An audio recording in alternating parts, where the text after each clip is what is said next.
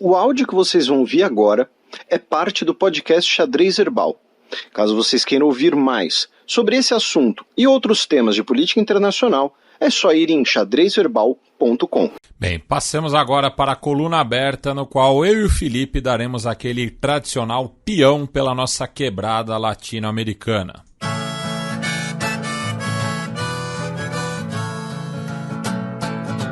Coluna aberta.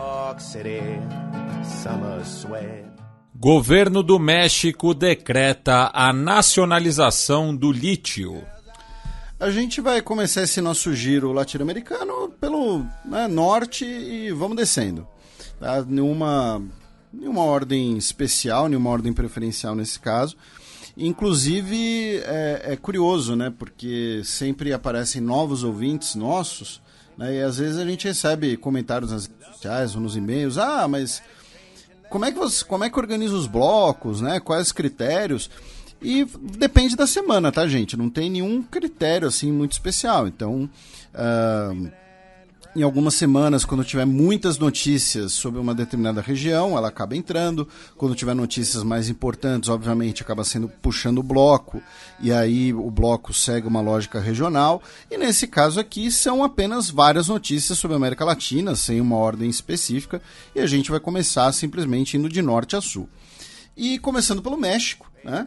Já que o governo, né, o executivo, determinou a completa nacionalização das reservas de lítio. Tá? A maior parte delas fica no estado de Sonora, no norte do país, e agora o lítio é uma propriedade do Estado mexicano. Sonora, também conhecida pelo deserto homônimo, ali na região fronteiriça com os Estados Unidos. Isso, fica na região norte. E lembrando que o México é um país que, por exemplo, que nacionalizou o petróleo, né, um século atrás, praticamente. A Pemex. Isso. Então agora o Ministério de Energia, né, que será responsável pela extração do lítio. Lembrando que o lítio é essencial, né, para baterias. Então, o interesse pelo lítio tem crescido muito por conta da expansão do uso de veículos elétricos. Né? Recentemente, a gente comentou, por exemplo, a notícia de que o Japão desenvolveu os primeiros submarinos com baterias de lítio. Enfim. Ainda no México, meu caro Matias, em relação ao México, nós temos outras 3 notícias. Uma delas, como a gente já mencionou, foi que, infelizmente, o cão de resgate Protel, né, mexicano, ele morreu, né, durante as operações de busca e salvamento na Turquia. Ele ficou preso, né, nos escombros. Ele recebeu uma cerimônia, né, no México. Lembrando que recentemente a gente repercutiu o caso da cachorra Frida, né, que se tornou uma heroína nacional no México pelo seu papel nas buscas por sobreviventes de terremotos na cidade do México. Ela que faleceu por questões naturais recentemente. E nós tivemos uma cerimônia pelo Protel no México. Os cachorros de resgate mexicanos são conhecidos mundialmente, né, pelo seu treinamento. A maioria deles fazem parte de uma unidade especial da Marinha Mexicana, tá? E também um jogo de videogame, tá, turco, né, vai incorporar o Protel como parte ali da estrutura do jogo. Tá? No caso, o jogo Death Relieves, tá? Que está sendo desenvolvido na Turquia, e a empresa Ardin, né? Não sei se a pronúncia está correta. Não, a empresa Ardin é o programador. A empresa se chama Nyctophile Studios, tá? Disse que vai inserir o Protel, que era um pastor alemão. Outra notícia envolvendo o México é que nos Estados Unidos, né, em um julgamento pelo júri, tá, o ex-secretário de Segurança do México, Genaro Garcia Luna, foi condenado por tráfico de drogas em acusações que podem, né, levar à sua condenação perpétua. Tá? Ele que a gente comentou aqui quando da prisão dele, né? Ele foi secretário de Segurança Pública do México por 6 anos e ele era o líder da guerra contra as drogas. Lembrando que no México que surgiu a expressão narco-estado, né? E assim, o placar da guerra contra as drogas tá quanto para as drogas? Nossa, exatamente? as drogas estão ganhando de lavada, já perdeu a conta, assim. Pois é. Sabe o impostômetro que tem ali no centro? É meio isso, assim. Pois é, tá 1 trilhão a 0 para as drogas já. E a outra notícia é uma notícia mais curiosa, mais preocupante para o cenário eleitoral mexicano no futuro próximo. Por quê? O Congresso do México, né, aprovou algumas mudanças na estrutura do Instituto Nacional Eleitoral, né, que é o órgão que organiza as eleições mexicanas, reduzindo o orçamento e a estrutura, né, do órgão. Lembrando que teremos eleições presidenciais ano que vem. Lembrando também que no México não existe reeleição, né? Reeleição é um grande trauma nacional mexicano, está na origem, inclusive, da Revolução Mexicana de 1910, o período do Porfiriato. No final do período do Porfiriato, o nome do partido dele era Partido Reeleicionista, ou seja, era o partido pela reeleição dele, né? Então, assim, mas ainda assim, nós teremos eleições ano que vem. E por que eu disse que é uma questão curiosa? Porque essa medida, como a gente mencionou recentemente, foi tema de um voto popular. E a população rejeitou, né, as alterações. Então, o que o governo do López Obrador fez foi fazer uma proposta mais enxuta, mais reduzida, que não seria considerada uma alteração da Constituição, ou seja, precisaria de maioria simples no Senado. E lembrando que não tem reeleição no México, mas o mandato é de 6 anos, né? Isso. E aí, com a mudança do projeto, ele precisaria de maioria simples no Senado, então agora passou. Né? Então você tem uma redução do orçamento, uma redução da estrutura. A gente, na época do voto popular, nós comentamos ali as principais argumentações, né? Lembrando que a principal acusação do governo López Obrador é que a comissão eleitoral, né, o órgão eleitoral, ele é formado por pessoas que não têm um mandato popular, por pessoas que não têm ali, muitas vezes são ligadas a estruturas elitistas mexicanas, né, a estruturas, pessoas que estariam ligadas, né, não necessariamente a interesses populares, digamos assim, né, mas e a população rejeitou. O principal é lembrar isso, que a população rejeitou, né, e que, mesmo assim, ele aprovou.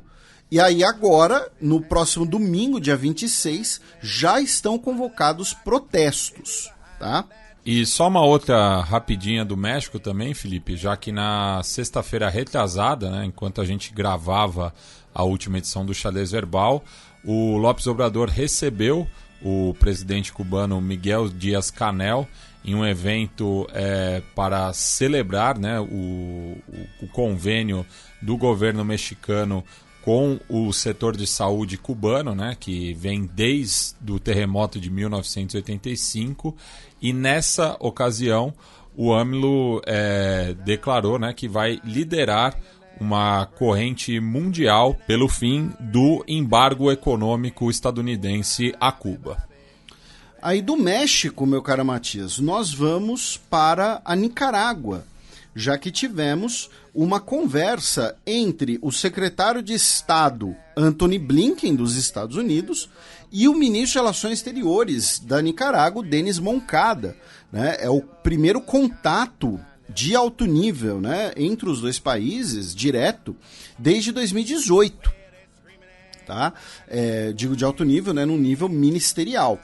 Então, conversaram sobre a necessidade de construir um diálogo construtivo, né, a libertação de prisioneiros, né, e questões de diálogo entre o governo da Nicarágua, o governo Ortega, né, e a oposição. Lembrando, no último programa nós comentamos que mais de 200 pessoas, tá, foram libertadas pela Nicarágua, 200 pessoas que, presos políticos, tá, foram libertados pelo governo da Nicarágua e foram para os Estados Unidos. Alguns disseram que iriam para a Espanha. A Espanha se ofereceu para receber alguns.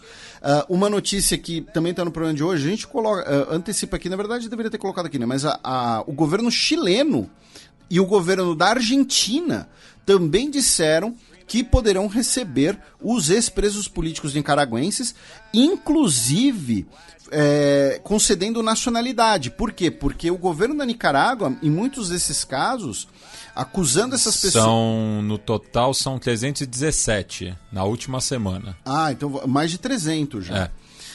O governo da Nicarágua, em muitos desses casos, alegando traição, retirou a nacionalidade dessas pessoas, né? Então são pessoas que se tornaram apátridas. Então o governo chileno já ofereceu não apenas receber essas pessoas, mas também a nacionalidade.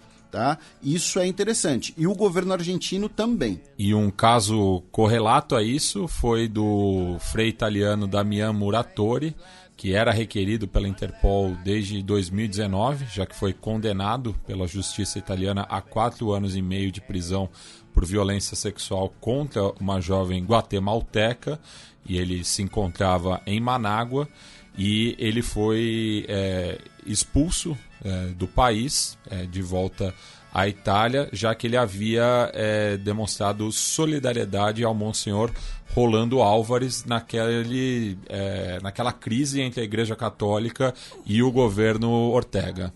O Monsenhor que ficou cercado, né, na residência oficial, cercado, eu digo, pela polícia. Sendo que a Nicarágua não costuma extraditar foragidos da Interpol. E tem uma outra questão interessante, meu caro Matias, sobre isso, que assim, alguns dos nossos ouvintes podem falar, não, mas peraí, o Ortega é de esquerda, e o governo do Chile, do Boric, é de esquerda, mas o Boric já criticou muitas vezes o Ortega, criticou a escalada autoritária do Ortega dos últimos anos. E o Maduro também. E muitos dos presos políticos da Nicarágua são pessoas de esquerda. A gente já comentou aqui em outros programas, inclusive na época das eleições, como, por exemplo, inclusive ex-guerrilheiros sandinistas foram presos pelo governo Ortega. Tá? Né? Então, assim, o governo Ortega fala que são traidores da pátria, são todos representantes do interesse dos Estados Unidos, alguma coisa assim, mas você tem figuras ali que têm um histórico de luta sandinista muito claro, muito evidente. Né? Não são apenas, sei lá, simpatizantes do Somoza, alguma coisa assim, ex-aliados do Somoza, sei lá. Não, tem ex-sandinistas nesse grupo. Né, nesse grupo, eu digo, de pessoas detidas. Então, por isso que essa reação, mesmo de governo de esquerda, como o governo Boric ou o governo Alberto Fernandes, também não deve ser tão estranhada assim. Da Nicarágua, meu caro Matias, a gente vai fazer um bate-volta ali no Haiti, né? Eu digo um bate-volta porque a gente vai até o Haiti, depois volta para o continente, com duas notícias. A primeira delas é que o governo dos Estados Unidos anunciou a prisão de mais 4 pessoas suspeitas de terem ligação com o assassinato do ex-presidente Jovenel Moïse, o ex-presidente do Haiti. Tá? As 4 pessoas foram presas na Flórida, tá? Todos eles ligados à empresa CTU Security, que é uma empresa que supostamente articulou, né, o recrutamento dos mercenários. Dos 4 presos, 3 são colombianos. Tá? E a gente comentou na época, né, como tinha essa denúncia de muitos colombianos envolvidos, e a gente contextualizou, né, com o fato de que nós hoje temos muitos mercenários colombianos devido ao conflito na Colômbia, tanto o conflito histórico com as Farc, quanto a guerra às drogas. Né? Então, mais um gol das drogas, inclusive, nessa disputa. E só aproveitando, Felipe, uma notícia mais geral da nossa quebrada latino-americana, né? Incluindo o Haiti, já que a ONG mexicana Seguridad, Justicia y Paz fez um levantamento das 50 cidades mais violentas do mundo, E no top 10 temos 9 cidades mexicanas e uma estadunidense, que é Nova Orleans. E das 50 cidades listadas, apenas 4 não estão no continente americano, estas todas localizadas na África do Sul. Mas então, das 50 cidades mais violentas do mundo, né? Claro, excetuando zonas de guerra oficial, estão quase todas na América Latina, com o México liderando. A cidade brasileira pior ranqueada no caso, aí, né, mais violenta proporcionalmente, é Mossoró. Nossa, não esperava por essa, esperava... Não sei o que eu esperava, mas fiquei surpreso. E a outra notícia em relação ao Haiti é que o governo canadense vai enviar um navio da sua marinha para a costa haitiana, um navio de inteligência, né? Basicamente um navio dotado de antenas e sistemas para captar informações, interceptar ligações telefônicas nos esforços de combater a violência das gangues. Esse anúncio foi feito, tá, em um momento interessante que o primeiro-ministro do Canadá, o Justin Trudeau, foi até as Bahamas, em Nassau, onde ele se encontrou com o primeiro-ministro do Haiti, o Ariel Henry. Lembrando que o mandato do Ariel Henry acabou, então ele é meio que um interino permanente. E assim, por que o Trudeau foi até as Bahamas? Porque é um lugar bonito e tudo mais? Porque estava rolando a conferência dos chefes de governo da CARICOM, a Comunidade do Caribe. E a CARICOM quer articular uma missão de paz regional para o Haiti. Fala, olha, já teve uma missão organizada pela ONU, a MINUSTAH, cujo componente militar era liderado pelo Brasil, mas agora são os países caribenhos que precisam assumir esse problema, digamos assim. São os países caribenhos que terão capacidade para isso. Então, muito provavelmente, se tivermos uma nova missão armada internacional ao Haiti, ela será, no mínimo, liderada pela CARICOM. Tá? Lembrando que sempre envolvem outros soldados, né? Outros militares. Então, mesmo a MINUSTAH, que era liderada pelo Brasil, envolvia combatentes de diversos outros países. Agora, muito provavelmente, teremos a liderança pela CARICOM. Do Haiti, meu caro Matias, vamos para a Colômbia, com o anúncio da retomada de negociações entre o Exército de Libertação Nacional e o governo colombiano, tá? Um segundo ciclo de diálogos. E quando eu digo segundo ciclo, não é uma retomada porque a anterior deu certo, deu errado, né? Lembrando que a gente chegou até ter um anúncio que depois foi desmentido de um acordo de paz. Esse seria para discutir detalhes mais aprofundados, ou seja, já existiria um esboço de acordo de paz e agora vão debater alguns detalhes mais aprofundados no México. E nessa seara, o Brasil vai enviar a embaixadora Glivânia Maria de Oliveira como representante brasileira para a mesa de diálogo e mediação. Tá? Ela que, segundo a Associação de Mulheres Diplomatas do Brasil, ela tem experiência em temas de paz e segurança internacional, servindo na divisão de desarmamento e tecnologias sensíveis e a divisão de Nações Unidas. Tá? Então ela será a representante brasileira nessa mesa de diálogo. E a outra notícia em relação à Colômbia, na verdade em relação à Colômbia e Venezuela, né, que os dois países assinaram na quinta-feira, dia 16, um primeiro acordo comercial depois de 15 anos afastados. Tá? A assinatura foi com a presença tanto do Maduro quanto do Gustavo Petro. Da Colômbia, meu caro Matias, vamos para o Equador com duas notícias. Primeira delas, no último dia 14 de fevereiro, também conhecido como a terça-feira de Carnaval, ou seja, ninguém estava prestando atenção nas notícias do Equador aqui no Brasil, né, com todo respeito, né, mas era terça-feira de Carnaval. O Guilherme Lasso fez um pronunciamento televisivo chamando o jornal La Posta de mercenários do entretenimento que estavam atentando contra a sua integridade e da sua família. E por que ele fez isso? Por que ele falou isso? porque o jornal publicou uma série de documentos e áudios relacionando funcionários do governo ao cunhado do presidente, chamado Danilo Carreira, e narcotráfico, tá? Então, assim, e vamos lembrar, então, assim, uma denúncia grave de corrupção, tá? Ligada a funcionários do governo, cunhado do presidente, e vamos lembrar, o que a gente falou bastante do Equador nesse início de 2023 aqui no programa. O governo Guilherme Lasso é um governo zumbi, tá? É um governo que não tem quase apoio no Congresso, é um governo que foi derrotado nas 8 propostas de referendo que fez, tomou um pau em todas as eleições regionais, tá? Então, assim, é um governo zumbi. O Guilherme Lasso tem a caneta presidencial, mas ele não consegue articular absolutamente nada no Equador. Então, ele, obviamente, acuado agora por uma denúncia de corrupção, que era uma das principais bandeiras dele, né? Vamos lembrar, o Guilherme Lasso é um banqueiro, é um dos homens mais ricos do Equador, é um cara que foi eleito sob aquela plataforma de, olha, não sou político, eu sou um cara que veio da iniciativa privada, eu sou contra a corrupção, um outsider, contra a corrupção. Contra tudo isso que tá aí. Contra a política tradicional.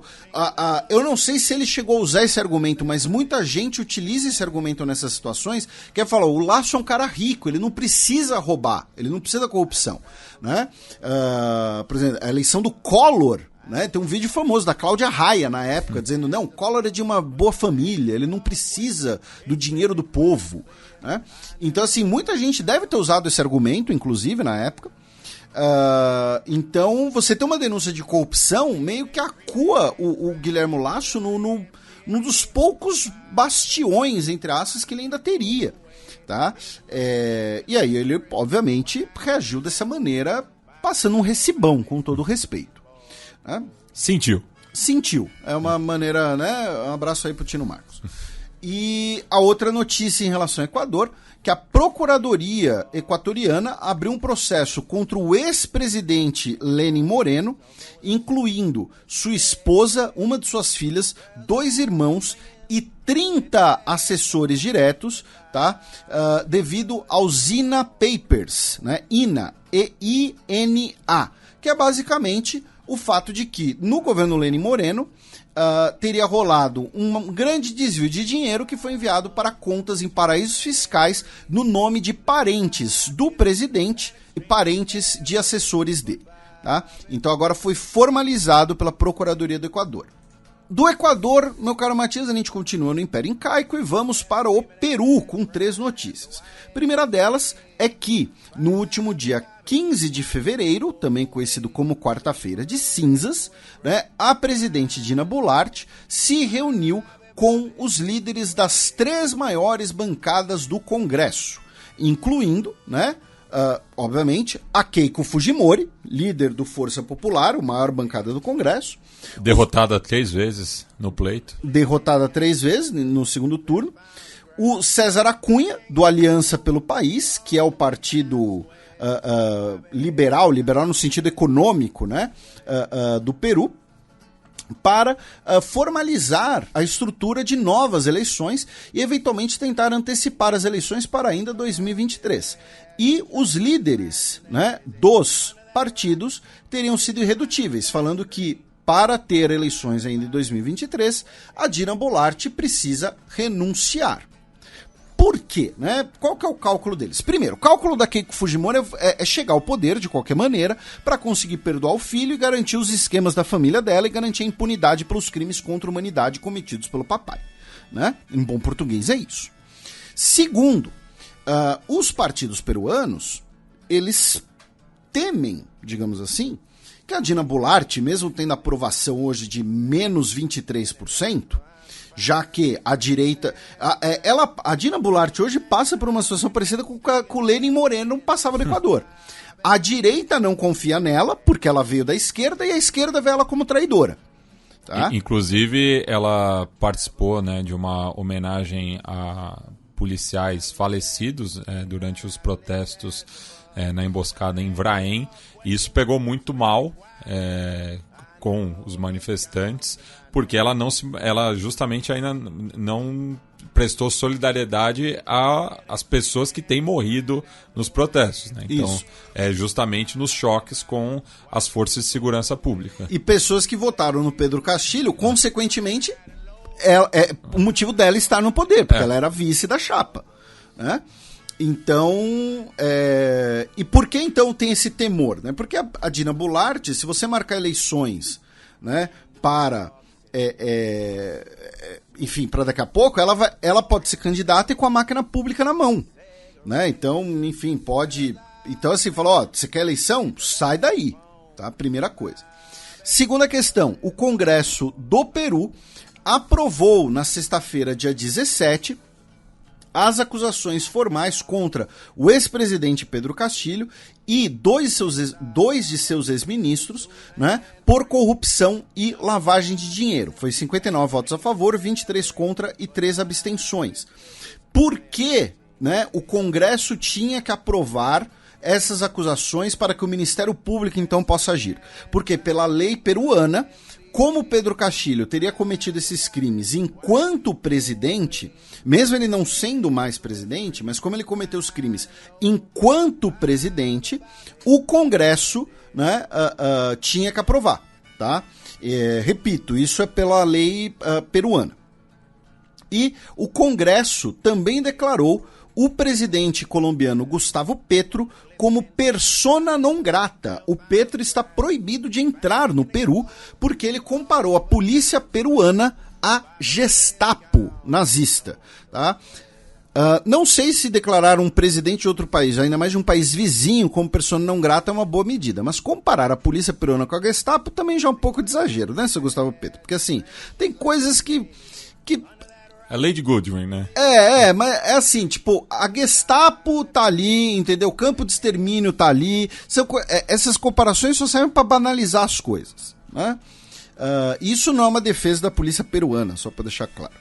E, finalmente, o governo dos Estados Unidos anunciou que vai extraditar o Alejandro Toledo ao Peru, né? O ex-presidente peruano, que está preso nos Estados Unidos desde 2019, no auge dos casos do Odebrecht-Quistão, né, o topônimo cunhado pelo nosso querido Matias Pinto, que está aqui na minha frente.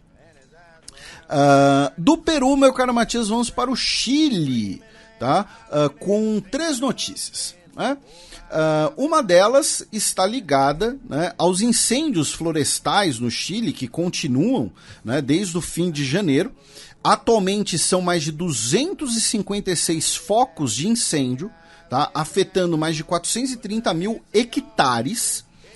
E a gente não falou muito desses incêndios no Chile nos últimos programas, porque muito se falava que eram incêndios derivados de seca e ondas de calor, né? O Chile é um país muito seco, estamos num verão bastante quente por lá, e que isso teria sido a origem dos incêndios. A gente mencionou que infelizmente tivemos pessoas mortas, né, casas destruídas, né, no total até esse momento são 24 pessoas mortas.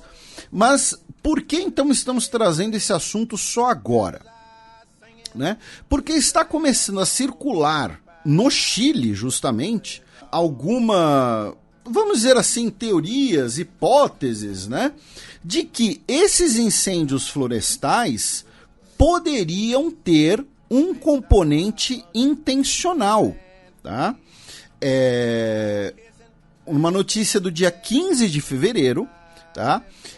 Fala da possibilidade de que parte desses incêndios, né, pode beneficiar, inclusive, grandes empresas papeleiras no Chile, como a CMPC e a celulosa Arauco, tá? Que, por mais que tenham tido... E por que esse benefício? Por que elas poderiam ser beneficiadas? Porque, embora algumas áreas, né, afetadas sejam dessas empresas, justamente, os subsídios governamentais e os seguros, né, poderiam beneficiar as empresas. É uma coisa meio ainda nebulosa, tal, mas é interessante mencionar essa notícia de qualquer jeito, mesmo que isso não seja verdade. Por quê? Vejam que as áreas afetadas são áreas em que você tem a produção, né, o plantio de árvores para a produção papeleira. Qual é o principal tipo de árvore para essa produção? O eucalipto. Não sei se todos os nossos ouvintes sabem, eu tenho certeza que os nossos ouvintes da botânica, enfim, já estão, né, já até sabem do que a gente vai falar. Mas o eucalipto, ele consome muita água. Pra caramba. Ele é uma árvore que, eu não sei, mas assim... Cresce rápido e outras árvores não conseguem crescer perto dele. Ele tem uma atividade... Ele é uma árvore meio predatória, digamos assim. Até porque não é uma árvore natural do continente americano. Então você tem uma árvore que chupinha toda a água de uma região que já é seca e está quente. Tá? Então, mesmo que não seja para benefício direto da indústria papeleira, tem relação com a indústria papeleira. Não é apenas o calor e o clima seco. Tá? Então, por isso que é interessante da gente trazer isso. E no último dia 16 de fevereiro, o governo brasileiro soltou uma nota sobre a ajuda humanitária brasileira ao Chile, né? Em que o Brasil enviou 2 aeronaves da Força Aérea, um Hércules e um Millennium, né, o KC-390 da Embraer, para com sistemas de combate a incêndio aerotransportados para combater no auxílio, né, para auxiliar o combate aos incêndios. E também o governo brasileiro enviou 36 profissionais e equipamentos para combater os incêndios. Tá? E a outra notícia envolvendo o Chile, meu caro Matias, envolve o Pablo Neruda. Lembrando, 10 anos atrás, os restos mortais do Pablo Neruda foram exumados, né? E amostras foram tiradas para análises forenses em 4 países diferentes. Por quê? Sempre existiu a suspeita de que o Pablo Neruda foi envenenado pela ditadura do Pinochet. Ele que era, né, o Pablo Neruda era comunista, era apoiador do Allende e o principal crítico ao Pinochet. Porque o Pablo Neruda era a maior voz do Chile. Ele foi um Nobel de literatura, Katsu, né? Então sempre existiu essa suspeita de que ele foi assassinado, já que ele morreu pouco tempo depois do golpe. E, inclusive o funeral dele foi o primeiro evento político da oposição após o golpe, né? Isso. E nós tivemos essa semana a publicação de mais um relatório a partir dessas amostras retiradas do corpo dele, da McMaster University, no Canadá, e a Universidade de Copenhagen, né, afirmando que a bactéria tóxica encontrada no corpo dele, a Clostridium botulinum, a presença dela nos restos mortais do Neruda não pode ser explicada por razões naturais, incluindo a área onde ele foi sepultado, porque aí tiraram amostras também da cercania de onde ele foi sepultado. Ou seja, em outras palavras, né, encontraram uma bactéria tóxica no corpo do Neruda que não tem explicação natural. Ou seja, ele foi envenenado. Tá?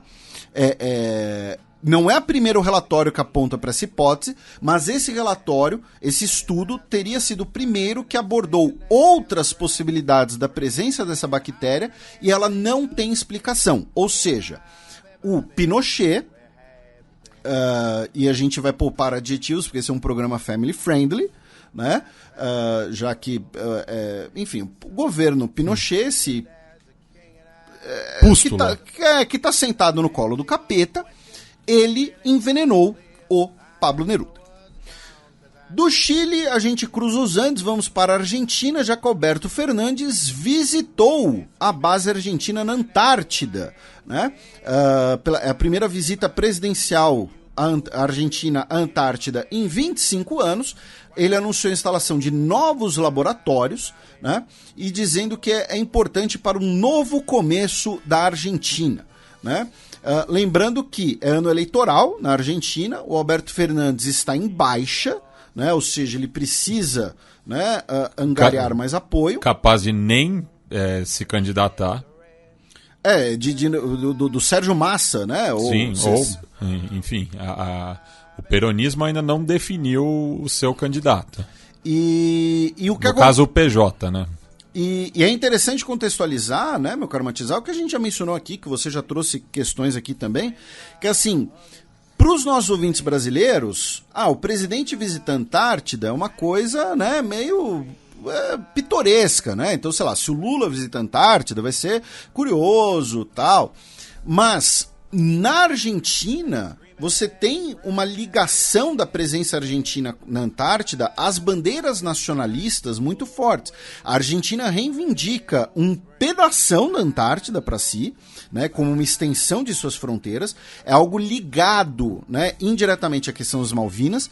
A gente já comentou aqui, por exemplo, que governos argentinos anteriores mandavam argentinas grávidas para darem à luz na Antártida para falar, olha, argentinos nasceram lá, logo é nosso território. Não é território internacional, coisa assim, é nosso território, porque argentinos nasceram lá.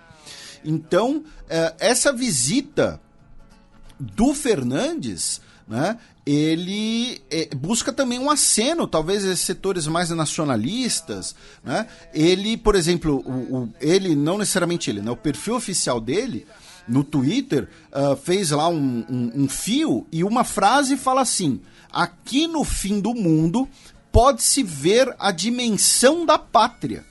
A Argentina é um país que se estende de Quiaca, que fica no extremo norte do país, à Antártida. Tá? Ou seja, esse aceno nacionalista, não é apenas uma visita pitoresca. É curioso, né? Porque o Oiapoque ao Chuí argentino é de Ushuaia a La Quiaca. Só que Ushuaia é a cidade que fica na Terra do Fogo, que é a ilha mais austral da Argentina. Mas aí, no caso, ele adapta justamente para incluir a Antártida. Isso, né? Agora deu uma extensão. Mas boa analogia, né? O Oiapoque ao Chuí argentino. E teve um estudo, né, que mostrou que o Oiapoque não seria mais o ponto mais ao norte, né? Tem, um negócio assim. Tem sempre esses debates. Né? Mas o Chuí dá pra cravar que sim. Mas o ditado é esse, tá, gente? Da Argentina, nós vamos ao Brasil, né? O último programa, a gente abordou a visita do Lula ao Joe Biden.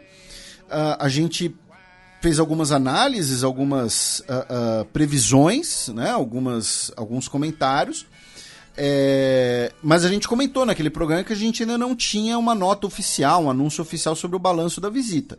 E, sinceramente, modestamente, a única diferença, né, entre a nota oficial e o que a gente falou no programa é a questão do retorno, né, dos Estados Unidos ao Fundo Amazônia, e foi veiculado que os Estados Unidos teriam oferecido 50 milhões de dólares para o Fundo Amazônia. 50 milhões de dólares é aquela quantia que a gente tem que contextualizar. É muita grana para mim, para o Matias, para você que tá nos ouvindo, né? Imagino que seja muita grana para você, né? Se não for muita grana para você, liga pra gente. Isso, manda um e-mail. A gente faz um programa temático. Mas pensando em Fundo Amazônia, pensando em Estados Unidos, é troco de pinga.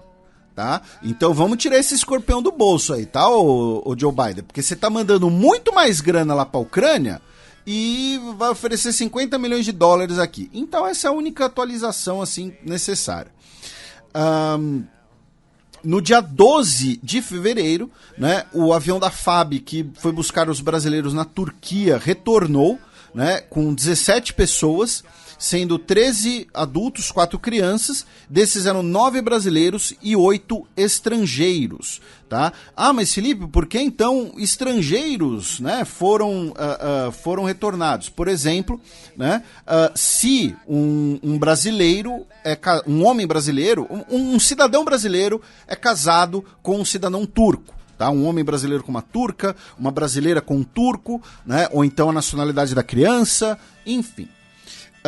O Itamaraty, no dia 17, sexta-feira, indicou o ex-chanceler Luiz Alberto Figueiredo Machado, né, como agora embaixador extraordinário para a mudança do clima, né, um posto criado agora, né, um cargo criado justamente para denotar essa maior importância que o governo Lula vai dar a questões climáticas, né? Lembrando que o próprio nome do cargo da Marina Silva mudou, né? Não é apenas ministra do Meio Ambiente e Mudanças Climáticas. Então agora ele vai ser um diplomata responsável por questões ligadas ao clima, tá? Complementando a representação de alto nível do Brasil em eventos internacionais, né? O Figueiredo, que repito, foi chanceler. O cargo chegou a existir, né, na década de... No segundo governo Lula, salvo engano, mas teve uma relativa vida curta, né? E isso também faz parte dos esforços brasileiros de receber a COP30, né, em 2025, que se especula muito que... se especula não, a proposta brasileira vai ser que seja realizada em Belém, né? E o Figueiredo não é meu primo, tá? Antes que alguém pergunte. Não que eu saiba, né? Eu vou colocar assim, que eu saiba, eu não tenho parentesco com ele, tá? Até porque se for pegar parentesco com o Figueiredo, aí complica. Né? Aí complica. Aí... Não, mas com aquele lá eu não tenho mesmo, não. Aí é garantido. Mas já o Mauro Vieira, né, o chanceler, participou da Conferência de Segurança de Munique, onde ele apresentou, né, um pouco mais da proposta brasileira em relação à Ucrânia e também realizou encontros bilaterais com os chanceleres de Bósnia, Canadá, Colômbia, Eslovênia, Malta, República Dominicana, Reino Unido, Suíça e o alto representante da União Europeia para negócios estrangeiros. O governo Lula anunciou que vai, né, normalizar completamente as relações com Cuba, tá? Enviando agora o embaixador, lembrando que a embaixada brasileira em Cuba está vaga desde 2016, né? Na ocasião, o governo cubano rejeitou o indicado à embaixada pelo governo Michel Temer, afirmando que o governo Temer não era um governo legítimo pelas circunstâncias do impeachment da presidente Dilma Rousseff, que Cuba classificou como um golpe, né? Lembrando, Cuba não o gesto cubano foi de não reconhecer o governo Temer, né? E o governo Bolsonaro, para agradar sua base ideológica, também não normalizou essas relações. Então agora o Brasil vai voltar a ter um embaixador em Cuba que não tinha desde 2016, tá? Agora uma notícia importante, tá? A gente mencionou já, né, em programas recentes, né, que o Lula vai para a China, tá? Na próxima viagem dele. Agora nós temos a data, tá? O Lula vai para a China no dia 28 de março. E uma notícia importantíssima, tá? A China como maior parceiro brasileiro, a véspera dessa visita, o Brasil registrou um caso de vaca louca no Pará, tá? Segundo o Ministério da Agricultura, foi um caso atípico e o animal foi abatido, a carcaça incinerada. Porém, devido ao protocolo sanitário, as exportações para a China foram temporariamente suspeitas. Notícia de ontem, Suspensas. Suspensas, o que eu falei? Suspeitas. Desculpa, suspensas, tá? Essa notícia de ontem, dia 23, tá, de fevereiro. A gente ainda não tem direito a, né, eventuais repercussões, mas é uma notícia que pode ter impacto muito grande. Já ocorreram outras vezes, né, em que as exportações brasileiras, né, exportações de carne, seja carne bovina, no caso, devido à vaca louca, claro, né, foram suspensas. O surto mais conhecido de vaca louca, né, foi aquele no Reino Unido, no início do século XXI, que rendia várias piadas, né, porque era meio que uma novidade, né, a doença da vaca louca naquele período, né, e milhões de cabeças de gado tiveram que ser abatidas no Reino Unido naquela ocasião, tá? Então é uma notícia que é sempre importante. Também notícia de ontem, o Brasil recebe, né, o ministro de Relações Exteriores de Portugal, né, de Negócios Estrangeiros, o João Gomes Cravinho, que se encontrou com o Mauro Vieira, com o Lula, e foi anunciado hoje, dia 24, que o Lula vai visitar Portugal em abril e vai discursar perante o parlamento português no aniversário da Revolução dos Cravos, né, o dia 25 de abril, que é a data cívica mais importante de Portugal. Também essa semana retornaram ao Brasil, né, os integrantes da missão humanitária brasileira na Turquia, né? Segundo o governo brasileiro, foram realizados 46 operações de busca e salvamento e 74 atendimentos médicos, tá? Eram formados por profissionais dos corpos de bombeiros do estado de São Paulo, Minas Gerais e Espírito Santo. Tá? Então, se algum deles for nosso ouvinte, inclusive, um abraço para você e dê um alô. Se você conhece alguém que foi, inclusive, dê um alô, que seria uma participação interessante aqui no Xadrez Herbal. Seria algo curioso e, claro, parabéns pelo seu trabalho. E, finalmente, meu caro Matias, em relação ao Brasil, uma notícia enviada por alguns dos nossos ouvintes. No último dia 15 de fevereiro, em Pernambuco, no porto de Suape, tá, autoridades brasileiras resgataram um trabalhador indiano que estava trabalhando em condições análogas à escravidão em um navio sob bandeira de Malta. Tá? Ele foi libertado a partir de uma operação por auditores fiscais da Superintendência Regional do Trabalho de Pernambuco, tá? Felizmente, né? Também tivemos, né, recentemente uma grande operação contra situações de trabalho análogas à escravidão em vinícolas, né, no sul do país, libertando centenas de pessoas, centenas eu não vou lembrar agora de como, mas pelo menos dezenas sim. E pra gente fechar esse bloco, meu caro Matias, uma pergunta pra você. Suriname é América Latina? Não, mas a gente pode incluir. Tá bom. Pode dar aquela roupa. É tipo Jamaica também. Tá, entendi. Boa comparação. Mas, por que estamos falando disso? Porque nas últimas semanas, nos últimos 10 dias, melhor dizendo, né, nós temos intensos protestos no Suriname devido à alta dos custos. Né? Na verdade, o governo, né, pretende eliminar os subsídios da energia elétrica, da água e dos combustíveis devido a um possível acordo entre o Suriname e o FMI. Com isso, tivemos diversos protestos que terminaram, inclusive, em confronto com a polícia. E o governo brasileiro soltou uma nota, né, dizendo que acompanha com atenção o que está ocorrendo. E tivemos uma tentativa de invasão do parlamento no dia 17 de fevereiro. Tá? Então, no Suriname, temos diversos protestos motivados por questões sociais, né?